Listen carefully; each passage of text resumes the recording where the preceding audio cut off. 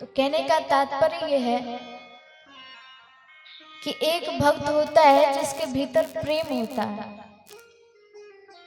और वो ठाकुर जी से सिर्फ प्रेम करता है।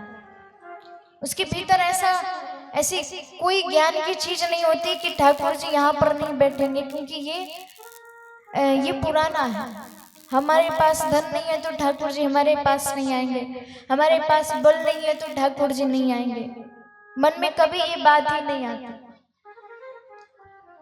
केवल लगे रहते एक ही भाव से कि ठाकुर जी हमारा इस संसार में कोई सहारा नहीं आपके अलावा। हमारे पास इतना धन भी नहीं है कि आपको हम प्रतिदिन 56 भोग लगाया करें। ठाकुर जी का तो ऐसा हृदय, ऐसा प्रेम है कि 56 भोग छोड़ करके विदुर जी के यहाँ जाकर के केले के छिलके खा के चले आते हैं। विदुरानी ने केले के छिलके खिलाए, विदुर जी ने बड़ी डांट लगाई, अरे क्या करती है।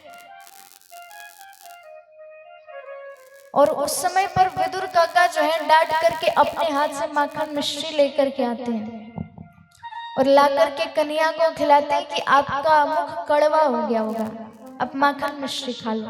अपने हाथ से खिलाते, एक बार खिलाया, 2 बार खिलाया और तीसरी बार ठाकुर जी ने हाथ पकड़ लिया और हाथ पकड़ते हुए कहा कि प्रभु एक बात बोलूं, बुरा मत मानना। विदुर काका ने कहा कहो कृष्ण क्या बात है। उस समय पर ठाकुर जी ने कहा कि काकी ने केले के छिलके ही खिलाए, लेकिन उन केले के छिलकों में जो स्वाद था वो आपके इस माखन मिश्री में नहीं है। ये होता है प्रेम। और ठाकुर जी तो प्रेम के भूखे हैं, भाव के भूखे हैं।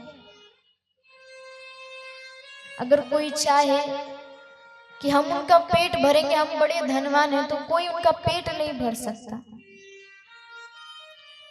ठाकुर जी का पेट सिर्फ 2 बार भर सकते हैं, क्योंकि ठाकुर जी ने खुद कहा है कि पेट में भूख ना हो लेकिन भक्त के भीतर भाव हो और भक्त की इच्छा हो कि नहीं हम तो खिलाएंगे, तो ठाकुर जी वहां पर जाकर के भोजन पा लेते हैं। और दूसरी जगह बड़ी जोर से भूख लगी हो और किसी भक्त के नेत्रों में अश्रु हो कि ठाकुर जी काश हमारे यहाँ पा लेते, तो ठाकुर जी वहां जाके पा लेते हैं।